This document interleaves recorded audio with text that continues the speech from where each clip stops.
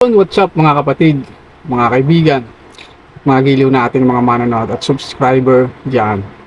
Gusto ko lang magkwento, hindi para manira ng kapwa at hindi rin para sirain ang Iglesia ni Cristo.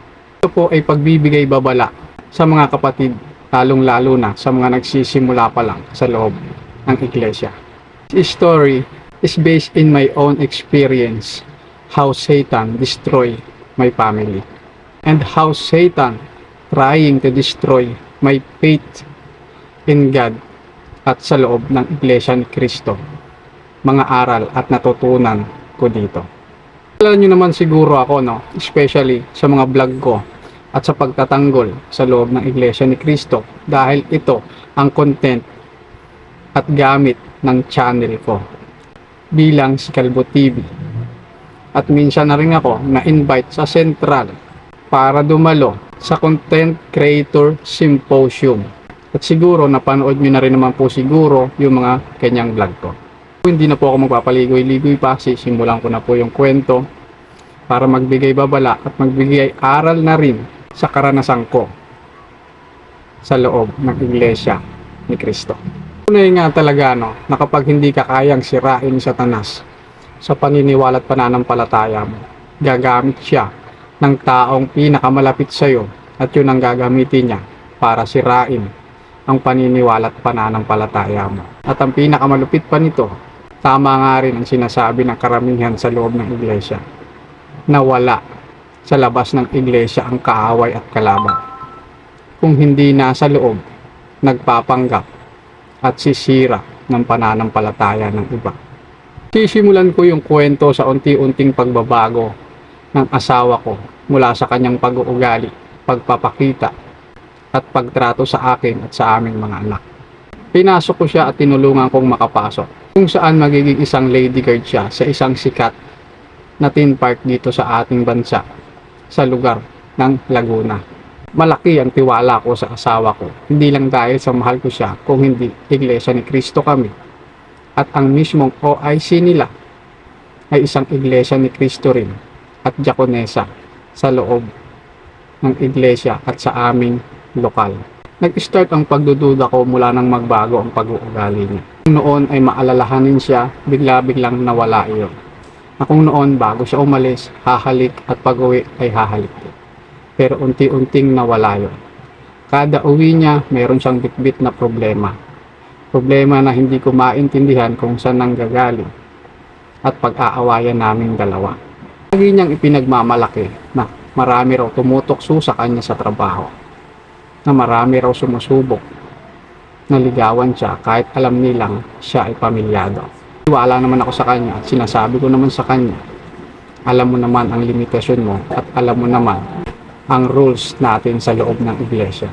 Ipinagmamalaki niya ito at hindi raw siya gagawa ng isang bagay na ikakasira ng aming pamilya. Lumipas ang isang buwan, wala naman naging problema sa trabaho niya. Pangalawang buwan, nag-start na siyang magkwento na meron daw isang bagong pasok na kasamahan nila na nagpapakilalang dating Iglesia ni Cristo. Marami raw siyang hinawakang posisyon, gaya ng kalihim, iskan, at iba pa. Ngunit ito raw ay natiwalag dahil nahuli sa loob ng kapilya na nag-iinom ng alak. Kinukwento rin ng aking asawa, gusto raw nitong magbalik loob at tulungan daw siya. Lumipas ang mga araw at marami pa rin kwento ang aking asawa tungkol sa kanya. Na mabait daw, kesyo ganito, kesyo ganyan. Binigyan ko siya ng babala na mag-ingat ka. Huwag ka masyadong makipagkwentuhan o dumikit doon sa bagong kasamahan ninyo. Lumipas ulit ang mga araw at nagpaalam siya na meron daw siyang inaangkasan na kasamahan niya sa trabaho para mas mabilis daw siyang makauwi. Inayagan ko naman siya na umangkas dahil upang mapabilis na rin yung kanyang pag-uwi. Without knowing na dito na pala magsisimula ang lahat at sisira. At dito na rin unti-unting nagbago yung attitude at manners niya sa akin. Alam naman natin na sa loob ng Iglesia ni Cristo, lalaki talaga ang naglilid at ulo ng pamilya. Bagay na hindi niya na pinakikinggan. Dahil sinabihan ko siya, itigil na ang pag-angkas sa kung kanino. May pamasahe ka naman, mag-commute ka na lang. Pero sinuway niya ako sa bagay na ito. At nagpatuloy siya. At tuwing uwi niya sa bahay, lagi siyang may bitbit na problema. Bagay na pag-aawayin namin. Sa una ako ang galit.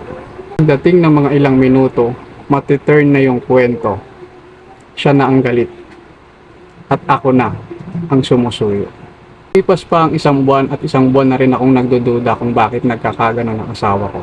Tuwing uuwi siya ng bahay, ipaglalaba ko ng uniform niya. Lagi kong napapansin at nakikita na meron siyang kachat sa lamesa o kung saan man siya nakaupo.